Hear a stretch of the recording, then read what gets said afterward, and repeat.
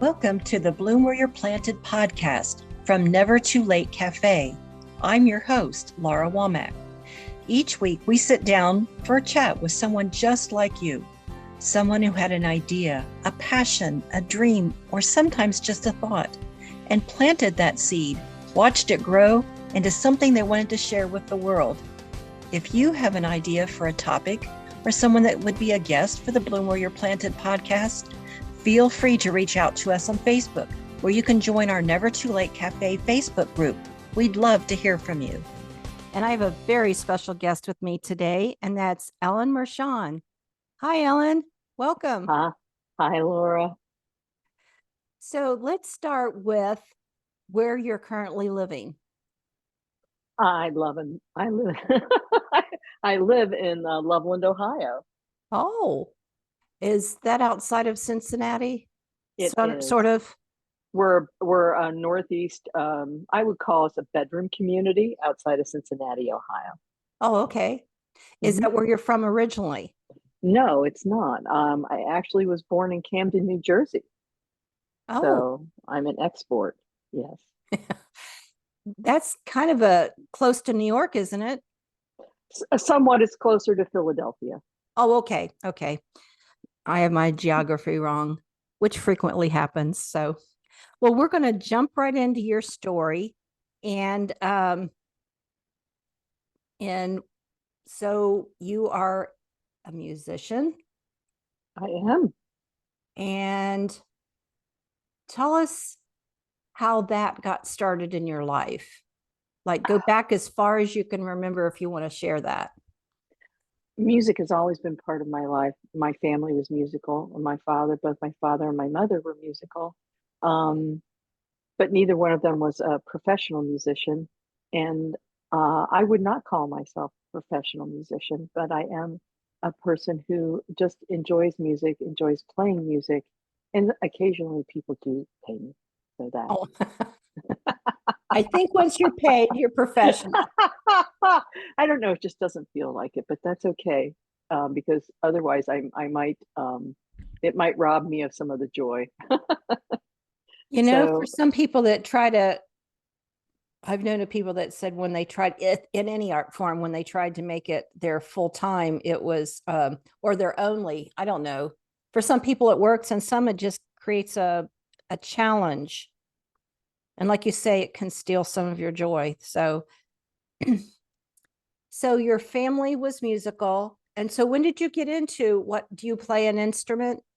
I do. My primary instrument is my voice. I'm a vocalist. But I also enjoy writing. I write poetry as well. I enjoy the written word. So I do write songs, and for fun. And I don't plan on like running off somewhere. Not looking for that recording contract, but it's just something that I do, and it's something that I have recorded, and I probably will again, if it's just for friends or people that say, gosh, I really like that song, I'd like to hear it again, and then I will record it. Yeah. So how long if you've been playing and singing, how long has it been that you've been writing songs as well? Because that's a different level altogether. I just got bored with covers. But honestly, I was writing poetry ever since I was in the third grade. And I will go back and say, there was never a time in my life where there was not music. I started playing guitar, which is, I also play guitar, to accompany myself.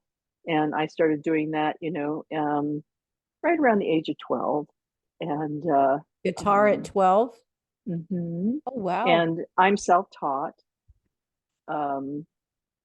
like a lot of people my age are. That was the time of the Beatles and things like that. I'm dating myself, but so guitar-driven music was a big deal back then, right? So yeah, so a lot of people my age, bought a book or a chord book and just started teaching themselves. So yeah. Wow. So the songwriting part, was that about age 12 or was that later? That was later, for it's interesting how, as you develop a sense of self when you get older, how other things happen, right? Um, I started writing, I would say, the CD that I put out, my first project was in 2017, but I had been writing since maybe 2012. Yeah. So prior to that, I was a vocalist in cover bands. That was kind of when I did that.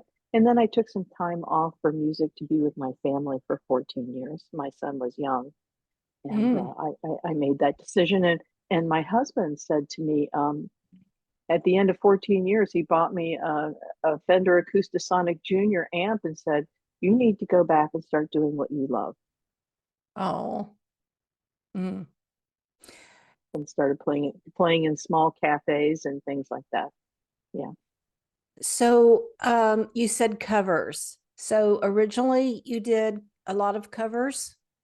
Oh yeah. I mean, if you're working, if you're out playing, original music is nice, but typically people expect a certain amount of covers, right? It's what Mm, people can connect with, right? right. Sing along with. Is just a point of, yeah, it's a point of connection, right? Mm-hmm. It's a form of what I would consider sharing energy back and forth. Mm. Yeah. So you mentioned poetry. Does that ever lend itself to a song as well? Like, do you write a poem and say, that could also be a song? Can be some, yeah. It's kind of there'll be like the turn of a phrase or just something that comes up in my mind. And then when that happens, most of the time there's music that comes with it. I don't know how that works, but it's just kind of how it works for me. And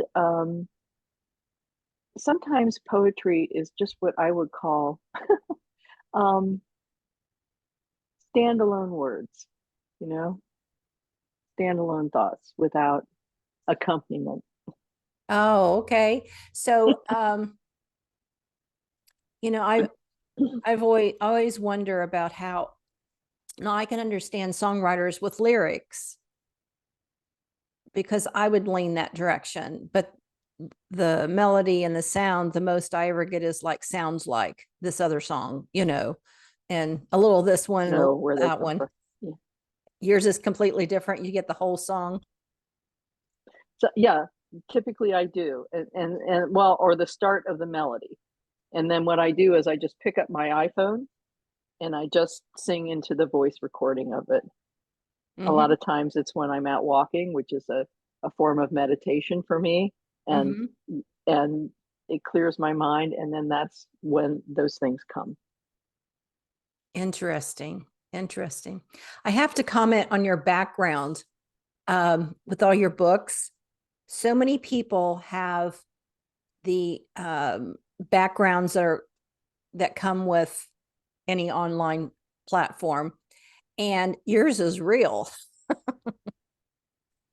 pictures. Because if you have one of those fake background, if you turn, you disappear into the background.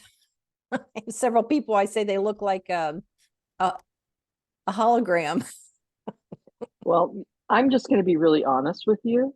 I think it's just a really great background, or it could be where the sun is, but this is not my background. Is it really not? I'm sitting at my kitchen table. No, and it's just, but I think it's choosing the background. I mean, that's a whole nother topic, but I think when we're talking about Zoom and all of that, sometimes it's about choosing the background, right? And what you're wearing and what that looks like. So, Are you kidding me here? I never no, I'm not. bring Wait, that up. And I said, that's a beautiful background that she's got. wait. I see. Okay. Oh, Well, it certainly works. It's beautiful. I would make shelves, white shelves, and try to do my books like that because they're very I do have a bookshelf, but it is not this neat. I'm just telling you. If I was in my studio and there was a bookshelf behind me, it would look it is white, but I'm telling you, it's not that neat. Well, today we'll pretend like it is because it's beautiful. Well, thank you. I Um, just don't want I just don't want to have somebody else's work behind me and say, "Oh, yes." oh, that's true. That's true. So, do you play out to perform still yet? Sometimes some of your own original thing? Like, I'm I so guess that would sorry, be pardon. open mics. I do work. I do play out. This April, I had a couple of dates. And moving forward, I have one or two dates a month through September. And right now, that's fine for me. I'm not trying to set the world on fire here. I'm doing things that I enjoy doing now. This is the time in my life when I want to do that. Um, I've worked very hard in a different life, in a corporate life, and retired from that, and had an opportunity to also take care of my husband when he was terminally ill. And now I just want to take it easy a little bit. Mm. I bet you have hobbies that you want to explore a bit.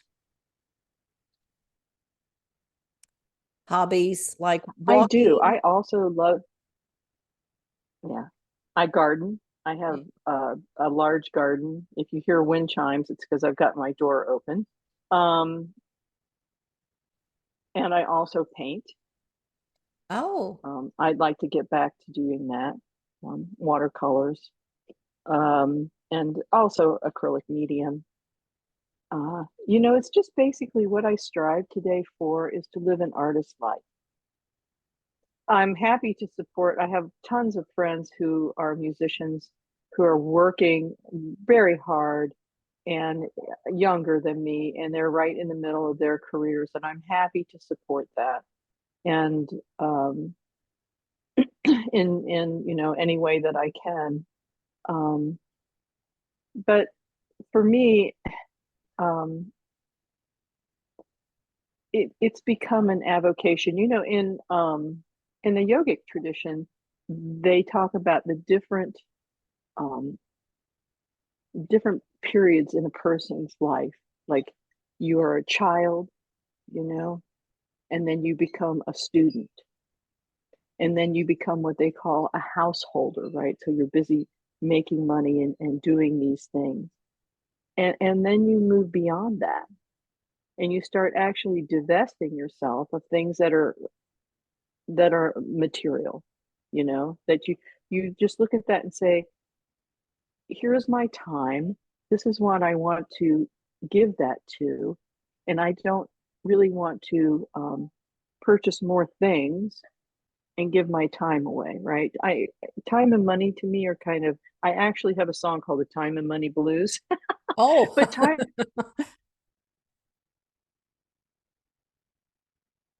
Have you ever noticed when you got the time, you ain't get the money? When you get the money, you ain't get the time. I'm like, oh my God, it's a blues song. So yeah. yeah. So every time when I'm thinking about what I'm doing, where is my time best spent? Mm, Where would, I'm a spiritual person and I bring that with me through my life. And so I believe that there is a power that created everything and everyone and is in everything and everyone. And I ask myself, where would I best, where would that, power have me be? mm. That's kind of how I live now. That's awesome. That's awesome. So let's kind of talk about your artwork some. When did you start doing, you said acrylics and oils, so, or Again, watercolor?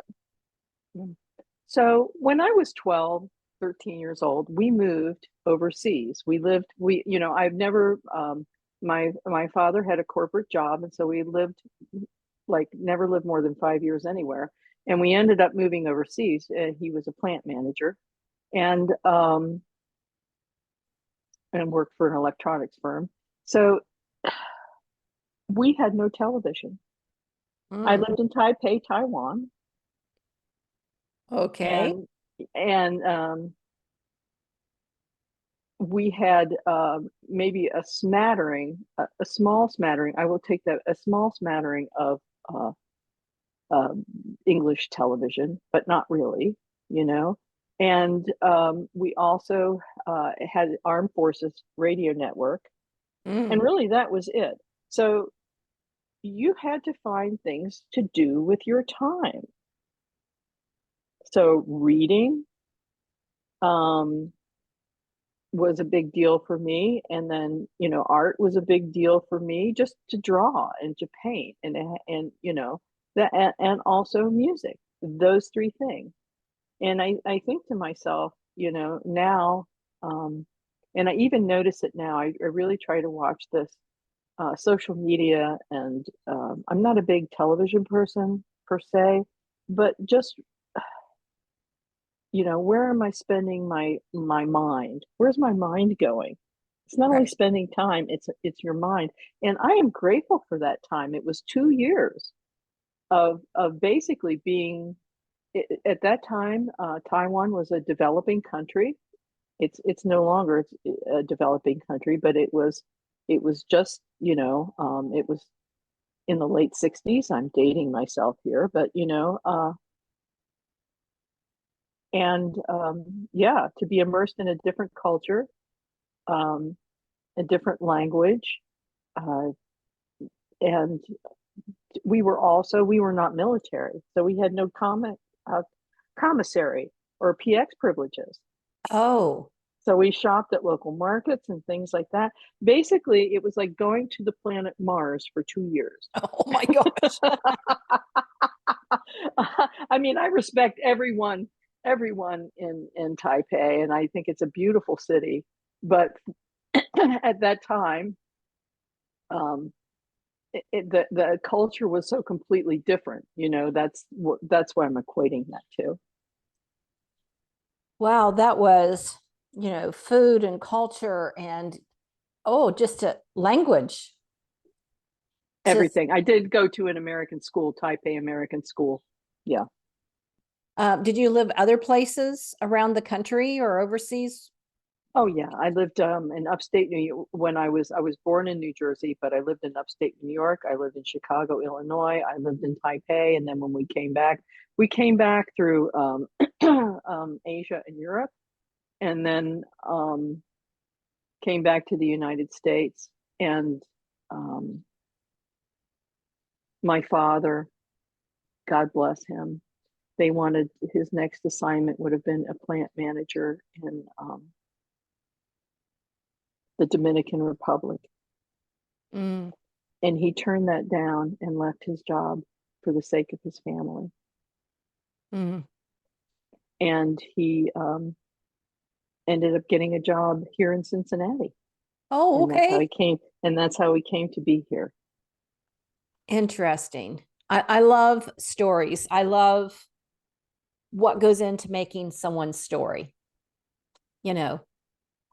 Um, so with your art, and you said sounds like 12 was a very interesting year for you. You started playing an instrument, you started dabbling with art.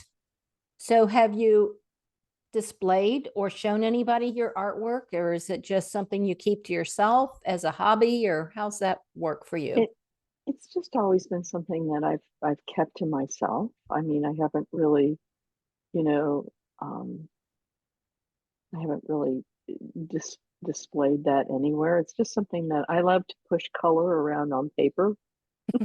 I like that.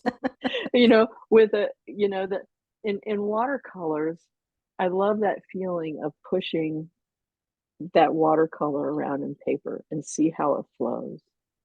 Hmm. It's more than just, I don't know, it's very sensory, and then in acrylics it's a completely different feeling to me, More you know precise and more precise. Yes. And it sounds like it's very therapeutic for you. It really is. It really is. It's Push color. That sounds, I love that phrase.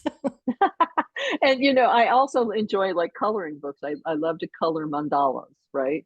Mm-hmm. And so there's something really freeing about just colored pencil in a coloring book too, because you don't even have to think about the design or composition. All you're thinking about is color, which is also another fun thing. And by the time you're done with those, it always looks good. You Yeah. can't, it's always like you want to put it on your wall because it's so cool. To be a create to embrace yourself as a creative and to say this is kind of at the core center of my being. This is just who I am is important to me. You know, it it helps me to make friends with myself. Mm-hmm. And that's the top of the list of importance is the friendships with yourself. Mm-hmm.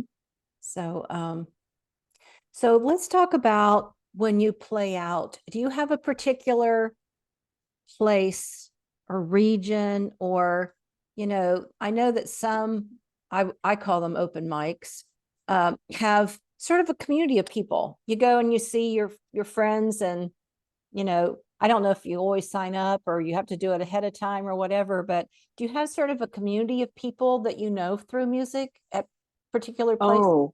Oh my gosh, I the last job I got that I stayed at for 18 years, I got because I was a vocalist in a wedding band. Oh, And I got laid off.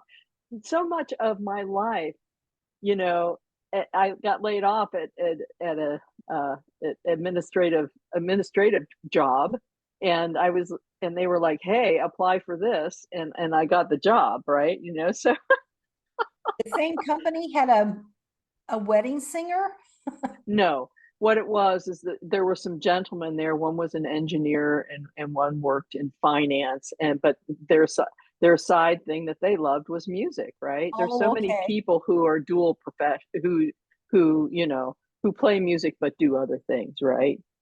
And so they were like, "Hey, they're looking for this administrative position," and I'm like, wow, thank you. But if it hadn't been for me being the vocalist in that wedding band, I would not have had the job I had for 18 years. Oh, I see. I see. Oh, okay. Yeah, let me be clear about that. Yeah.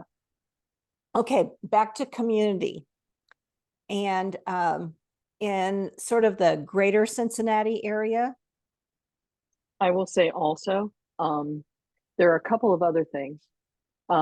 There is a cafe, and as far as if when I play out, I'm not really a bar person. Okay, so it's not like I'm like interested in I like to my ideal place to play is like cafes and restaurants, right?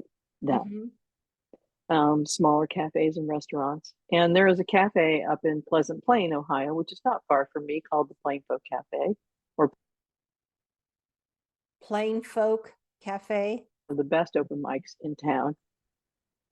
It's called Plain Folk Live now. It used to Oh, be okay. Plain Folk Cafe, but the owners that had it for 10 years sold it to some other like-minded people, and it's still a great venue. And they have national acts that come in there sometimes too. Wow. So yeah, and it's every Thursday night is their open mic, and you will not find a more welcoming, kind group of folks there. Um, Everyone is treated with respect, um, which is nice. I also belong to an organization called Song Farmers, and Song Farmers, basically the vision for that is building community through music. And so I host a local jam at our public library once a month through Song Farmers, and they are associated with Wood Songs, old time radio hour. And I always tell people who are at the jam, because I encourage people to come regardless of their skill set, right? The most important thing is for people to play their instrument. It's not a contest, right? Art is not a contest. I'm kind of passionate about this. But it's, working your craft and improving on it. Sure, there are people who are just incredibly gifted. Good for them. But, I think art is for everyone, and I think music is for everyone. So I always encourage people at the jam, when they feel confident, to go up to the open mic. Oh, okay. Yeah. And sort of a next step, logical or welcoming. Yeah, as far as hitting various open mics around the city on a regular basis, it's not something that I typically do a lot unless I'm writing, unless I have a bunch of songs that I want to get some feedback on. Then I'm going to go play them and see how people respond to them. That feedback's important, I'm sure. Mm-hmm. Well, it is, just because I think it's great, and I can still record that song and say that's great, but is it what I would call a keeper, right? So how did you get involved with doing a Song Farmers group? So this is very interesting. Quite a few years ago, oh my gosh, I don't even know, 2014, 15, maybe 16, something like that. Okay. I lose track. Okay. And I had just formed a group of people in Loveland to encourage them to write songs.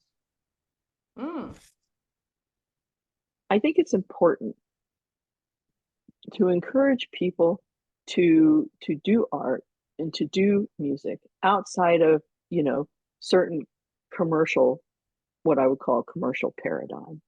And I'm going to leave it like that. But I thought this would be a good way. And we had a really fun group, and we would just sit around, and once a month we would sit around and play music. And I'm also affiliated with the Queen City Balladeers, and they have been around since the 1960s. And they are a folk organization. And so some Queen City Balladeers came to my local song jam that I did, and they were like, hey, we're the Queen City Balladeers, and we kind of do the same thing, and we do this in Norwood at the Leo Coffee House. And I'm like, they invited us, and I'm like, sure, and so I had occasion to go there, and I came upon a gentleman named Michael Jonathan, who is actually, his Wood Songs is his brainchild. And I attended his writer's workshop because I really wanted to hear what he had to say. And he expressed this idea about community through music and building a front porch around the world. And I thought, really, there were just some synergies there. I was like, wow, this is okay, remember that movie Close Encounters of the Third Kind, where the guy's building the mashed potato butte on his kitchen table? I don't remember that because I only saw a few episodes. Okay. Well, I also didn't have much TV. It was a movie, and it had Richard Dreyfuss in it and a few, but there's a scene where the guy had this alien abduction. And so now he's had this thing implanted in him that the aliens are coming, and they're all going to meet at this place, and it's this butte in Montana, right? So he's just building the same structure over and over again, and the poor guy, his wife and family leave him because he's just start raving mad. He's lost his, but there's one scene where he's like building the butte on his kitchen table with mashed potatoes. That's what it felt like. It felt like, to me, I was like, wow, this synergy, I've been thinking the same thing separately over here. and it's almost like the collective unconscious, right? You know, where you see someone over here is thinking the same thing as someone over here, and they go, oh, hey, let's, you know, let's do more of that, right? So that's how I became involved with wood songs. And I'm like, and I went to a song farmer gathering, and I just had a blast. There's a national gathering down in Renfro Valley in May, and there is a website, songfarmers.org. You can look up all of the information, but it's just a bunch of people getting together and playing music, and who are involved in song farmer chapters from all over the country, and it's just a blast. You know, anymore in my life, I look for inspiration, Mm-hmm. and it is an inspiring place, you know. Right. Supportive as well. Mm-hmm. Yes, it's supportive and inspiring. Those are the things that I look for to feed my soul. So that. Mm. When you were saying the butte made out of mashed potatoes, I thought that almost sounds like a song. You might be slapping your knee on the. Oh, Yeah, a foot stomping, leg slapping kind of song. there you go. So I think a lot about the way that people can connect on things, and the community. I just love all that you're doing, and the fact that you started groups of like-minded people. And Yeah. so I did have a question about, do you have people come to your song farmers that are just vocalists, that voice is their instrument? We have people who come just to listen sometimes. We have people who come to sing. Everyone is welcome, you know. I do encourage people that, you know, basically let's stick to 3 or 4 chords in the truth. So that everyone gets a chance to play, right? Mm-hmm. You know, it's not about it's about collaboration, and So, I really want to stress that. And people can collaborate just by coming in and listening. Yeah. The library says that we bring the happy. The All. library says that once a month we bring the happy. Oh, that's awesome. So when you said the collaboration part, from what I gather, there are song farmers that do some similar songs so that everyone can join in the same song as well, not just independent songs, singer songwriters, but I suggest that people pick songs that are simple, mm-hmm. that everyone can play along with, and that even if they don't know the words, sometimes, you know, I don't want to micromanage, you know, the jam. It's got its own vibe, but just a suggestion that when we bring songs forward, that they are something that everyone can kind of pick up, you know, Mm-hmm. even if it's just that the chorus repeats, right? So maybe you won't get the chorus, maybe you won't get all of the lyrics, right? But the chorus is simple and it repeats. So people can sing along with that chorus, right? Oh, Yeah. You yes. know what I mean? Yeah. Yes, absolutely. And songs from like the Great American Songbook really lend to that.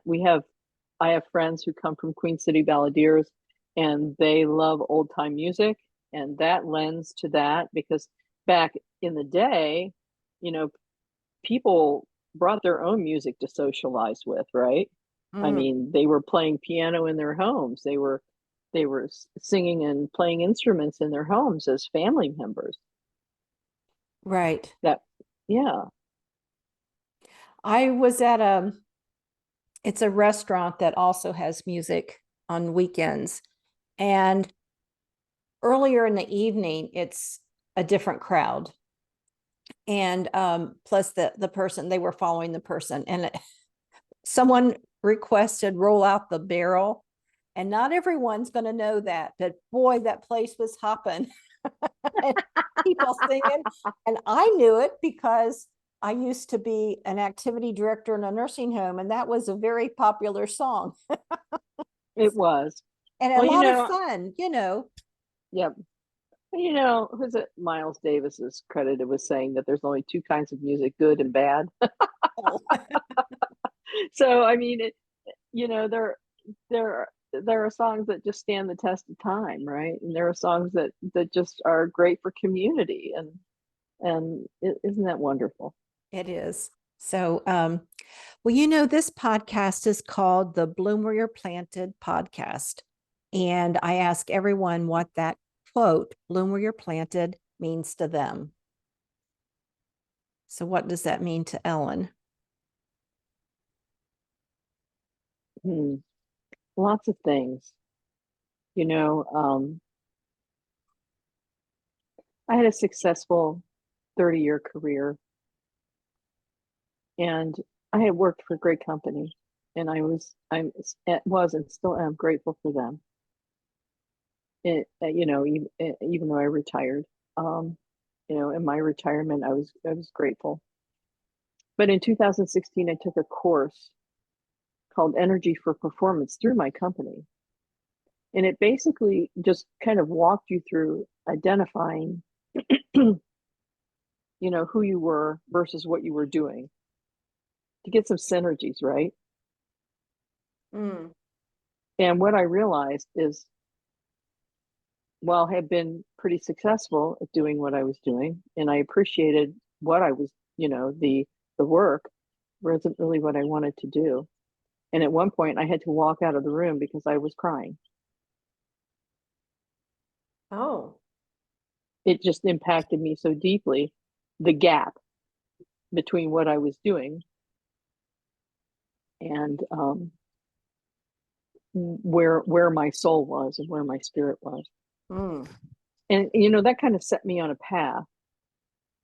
And of course, I realized I couldn't do anything there, but I started to make plans. And I didn't know that those plans would include a pandemic. And the diagnosis of my husband with an interstitial lung disease called idiopathic pulmonary fibrosis. And my husband was, you know, we had plans of, you know, my husband had already retired. We had plans of retiring. We had purchased a truck. We had a camper. We were going to travel.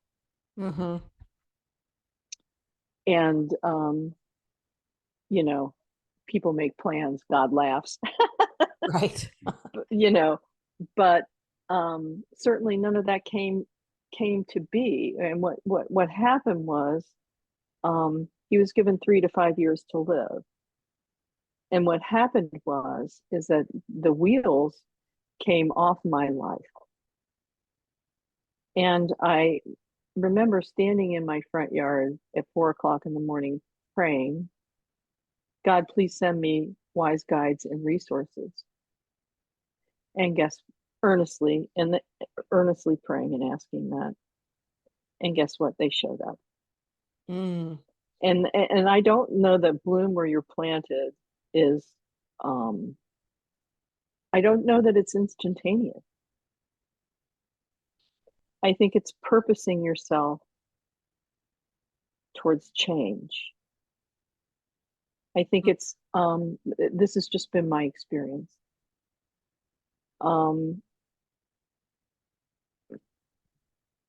It's understanding, it's coming to a point where you understand what you don't want anymore, and then moving towards what you do want, and that uncomfortable period of time, because it will be uncomfortable, that uncomfortable period of time, and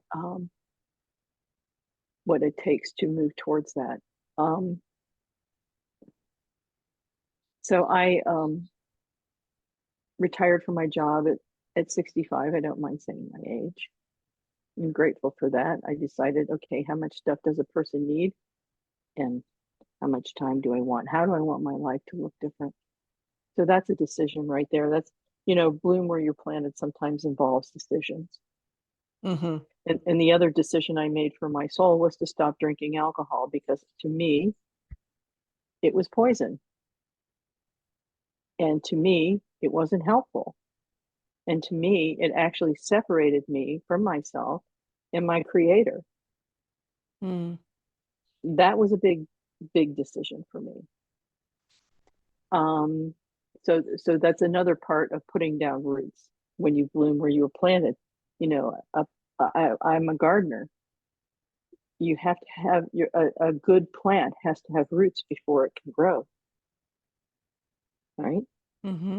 It can grow, but it's going to look all scraggly if it doesn't have decent roots and decent soil. Mm-hmm. And so the third thing is that I decided to be right where I was and to learn what I needed to learn in that moment in caring for my husband. And I learned a lot. Oh, I'm sure. I learned how to be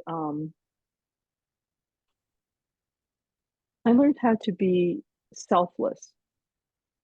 I learned how unimportant some of the important things some of the things that we think are important are. I don't know if that makes sense. It does. Sometimes, yeah. And I learned how to strengthen my spiritual point of connection. And so that's what bloom where you are planted means to me. That. Excellent. So what words of wisdom would you give someone that wants to do what you are doing or have done? Take a deep breath. It's going to be all right. That's the first thing. It's always all right. It's always okay. It never looks like what we think it's going to look like. But embrace it for what it is. And ask, where's the lesson in that? Where am I growing so that I can go? I think sometimes we're held in places of liminal space, on thresholds to prepare, because going back to bloom where you're planted, developing those strong roots in that soil. Yeah. So just being in liminal space is not a bad thing. Mm. So what's next for Ellen? Honestly, I do one day at a time now, which is pretty good. I hope that what's next for me is more peace, to be able to love people more and to love myself more. To be able to create and to be in a creative space and to walk in that rhythm of grace. For me, in being in a creative space means that I'm walking in a rhythm of grace. And I don't have, I just I don't have huge plans. My avocation is presently right now, I really believe is to learn how to grow in love. Because honestly, at the end of it all, the only thing I believe we have in this world is love. Everything else is just more or less an illusion. Thank you for those words, Ellen. It's been wonderful having you as a guest. You're quite philosophical and deep, and it's much appreciated. I love it. So as our time comes to a close, remember to keep creating, keep sharing, and keep supporting each other. And remember to bloom where you're planted. Bye for now.